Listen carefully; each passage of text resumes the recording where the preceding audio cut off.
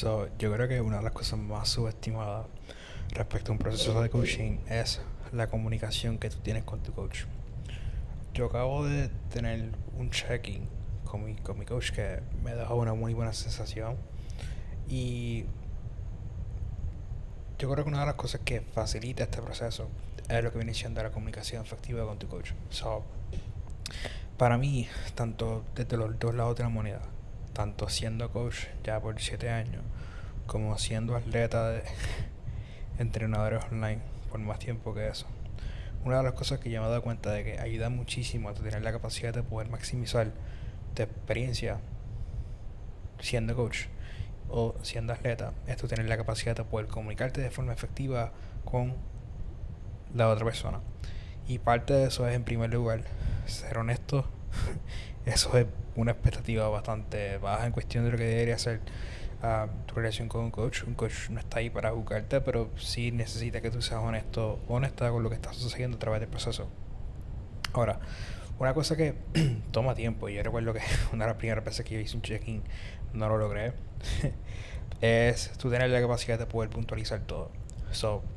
Cuando se trata de, por ejemplo, si tú esta semana experimentaste una molestia, no solamente digas que tuviste una molestia, di específicamente en qué ejercicio fue que experimentaste esa molestia. Si fue todo el set, si fue un momento en específico del ejercicio. Mientras más alto sea tu nivel de conciencia, más tú vas a poder comunicarlo. Y parte del trabajo de tu coach es poder fomentar ese nivel de conciencia como consecuencia de ir proveyendo de autonomía o enseñando de autonomía a través del proceso. Y esa es la razón por la cual una relación de coach-cliente trabaja de ambos lados. Si tú eres efectivo comunicándote como cliente, tu coach debería ser efectivo comunicándose contigo. Ah, Aquí ambos somos responsables de tener la capacidad de poder obtener ese resultado, pero por ejemplo en mi checking, una de las cosas que yo experimenté recientemente es que mi peso corporal se disparó. Yo desde mi lado reconozco cosas que en papel no afectan el peso corporal, pero sé que tienen un impacto del peso corporal. Voy a aterrizar cada una de ellas para que tú te lleves un aprendizaje como consecuencia de eso, pero que igualmente tú puedas tener un poco más de claridad respecto a cómo manejar estas cosas. En mi caso específicamente, yo estoy en mi tercera semana de reverse diet. Quiero decir, hace 3 semanas salí del déficit más grande que he estado hasta ahora, con la expectativa de ir poco a poco estabilizando el peso corporal. El primer ajuste que se hizo la primera semana es simplemente un aumento en calorías, de aproximadamente 200 calorías, 250. No recuerdo los números, los puedo buscar aquí ahora mismo. De hecho, vamos aquí a ser precisos en el lenguaje. Ok, por ejemplo, en la semana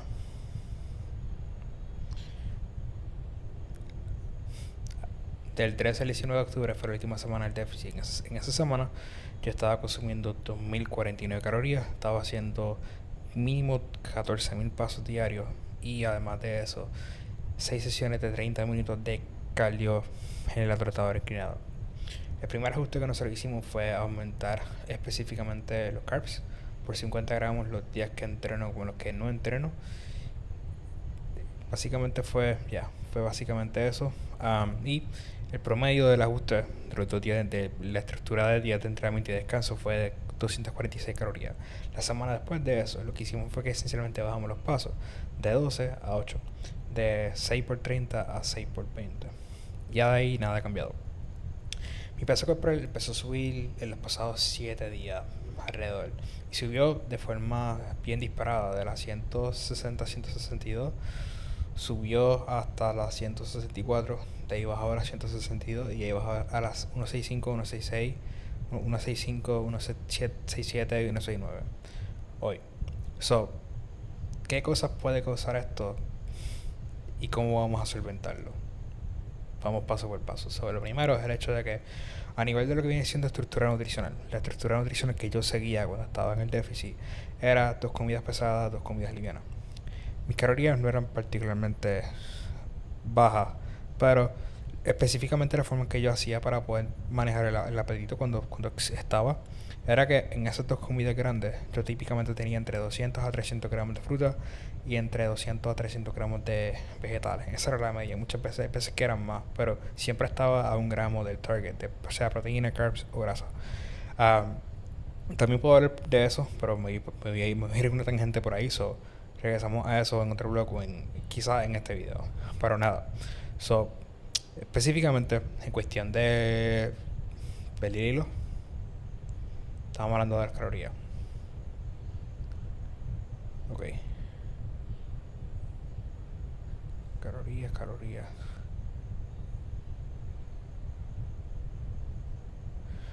So, tenía dos comidas grandes, dos comidas pequeñas. En esas dos comidas pequeñas, típicamente, una de ellas era proteína en polvo con crema, arroz o avena. La otra era, por lo general, proteína en polvo por su cuenta o un sándwich de salmón. La mayoría del tiempo era más proteína en polvo, 40 gramos típicamente, y alguna fruta por el lado. La otra era eso, más algo adicional, típicamente una fuente de carb. El detalle es esto. So, mis carbs los días de entrenamiento eran 170. Lo que yo hacía para manejar el apetito es que tenía bastantes frutas y vegetales en esos dos platos, en esas dos comidas grandes, y tenía hambre, pero era bastante manejable. Era como 7 6 7. Ah, ¿Qué pasa? Cuando salimos del déficit, yo lo que hice fue que mantuve esa estrategia con las mismas porciones y añadí más carbs. Lo cual, en primera instancia, como consecuencia del apetito regulándose y demás, no tuve ningún tipo de problema. Pero me he dado cuenta de que los últimos días, típicamente, mi nivel de saciedad era relativamente alto cuando llegaba por la mitad de un plato. So, yo estaba comiendo uno de esos dos platos, ya por la mitad y ya como que me sentí un poco lleno. Yo simplemente lo que hice fue que seguí comiendo el plato. Tengo los macros cuadrados, como que no voy a darle muchísima cabeza. Pero vi que mi peso corporal seguía subiendo. Y ahí fue que, ok, so, yo sé que típicamente mi sistema es bastante sensible al estrés y por lo general como que se ve bien reflejado en la balanza. So, yo he aprendido a no estresarme por la balanza. Es más bien como que un dato que me permite validar muchas veces bueno, sí, validar si tengo estrés. Pero no le doy muchísimo casco, pero ahora sí como que nos está dando feedback en tiempo real de lo que está sucediendo y nos permite ir aterrizando acciones concretas que nos permite solventar eso. So, a nivel de estructura nutricional, lo que voy a estar haciendo ahora es que voy a reducir significativamente las porciones de vegetales en cada comida. Voy a estar consumiendo alrededor de 100 gramos de vegetales en cada comida, de esas dos comidas grandes, alrededor de 200 a 300 gramos de fruta más alrededor del día. Y voy a incluir un poquito más de carbohidratos simples. So, voy a estar incluyendo rice cakes, voy a estar incluyendo arroz, crema, arroz, pan, masa madre. La batata mamaya yo lo hice por un tiempo razonable también dentro de la dieta. Todavía tengo disponible, pero lo que voy a estar haciendo esta semana es que voy a estandarizar un meal plan simplemente para ver que pueda estabilizar el sistema sin pasar muchísimo trabajo, porque ya tengo la planificación en cuestión de seguirla. Y en base a lo que a mi cuerpo, como mi cuerpo responda, pues prosigo. La expectativa es que básicamente el peso corporal baje. No es que sea mal con tal macro, es que a mí me gusta ser práctico. O sea, porque voy a complicarme la vida tratando de hacer pequeños ajustes a cuando puedo establecer un plan en concreto y específicamente la meta de ese plan. O el objetivo de ese plan es tener la capacidad de poder asegurarme que mi sistema digestivo esté en una buena posición para poder seguir empujando la comida hacia arriba, porque no es lo que tú comas, es lo que tú puedas absorber. So, pero, por ejemplo, como que a nivel de sensaciones, la razón por la cual el feedback de mi coach es tan efectivo como puede ser es porque yo comunico estas cosas de forma clara y efectiva a mi coach.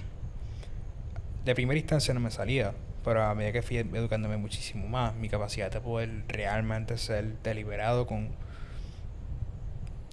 explicar todo lo que hago para que mi coach tenga el bigger picture, proveerle videos de las cosas con las que estamos teniendo problemas, como mi rodilla en este momento, en el hack squat, o por ejemplo, tener la capacidad de poder solventar este tema de absorción de nutrientes para tener la capacidad de poder seguir progresando a través de esta dieta inversa de un peso corporal muchísimo más bajo, que realmente es representativo de dónde está mi composición corporal en este momento, que es más cerca de 1,69, 1,62, y seguir maximizando esta fase, que es sobre la que vamos a construir para la fase de crecimiento como tal. es fucking oro. So, cuando el estudiante está listo, el maestro aparece. Esto es una de las cosas que me pasó una y otra vez cuando ya estaba dispuesto mentalmente y físicamente a empujarme a mí mismo para poder obtener el próximo nivel. Pero muchas veces que yo tomé esa decisión no necesariamente tenía claridad respecto a lo que yo necesitaba hacer para poder llegar al próximo nivel. Tenía la iniciativa, tenía la disciplina, tenía el sigo haciendo esto a pesar de que quizás no estoy viendo lo que yo deseo, porque de por sí, como quiera, si estoy haciendo las cosas mal, voy a aprender si tengo claridad. Y esa claridad es una de las razones por las que me inspiró a ser coach, a tener la capacidad de poder ser específico a través de la forma en que contesto dudas, guío a cada uno de mis clientes, porque para mí una de las cosas que tuvo ese click moment es tener la capacidad de poder conocer y trabajar un coach al que realmente le importa. No soy un número más. Creamos relaciones y esas relaciones llevan a muchísimas cosas. A progreso antes que cualquier otra cosa, pero también otras cosas que a nivel personal son te llenan 100% cuando tú tienes un impacto no solamente como ser una persona que está cabrón, pero también cómo piensa y cómo eso, como la capacidad de poder sostenerse a través de ese proceso. Es decir, tener un porqué suficientemente grande y tener la capacidad de poder convertirse en el tipo de persona que pueda obtener los resultados por los cuales están trabajando. Eso no tiene precio. So, esto fue un blog muy random. Yo honestamente no sé dónde voy a publicar esto. Quizá lo publique en Instagram, YouTube, ni fucking. Literalmente como que tuve un pensamiento y voy a grabar esto. So, te veo por ahí.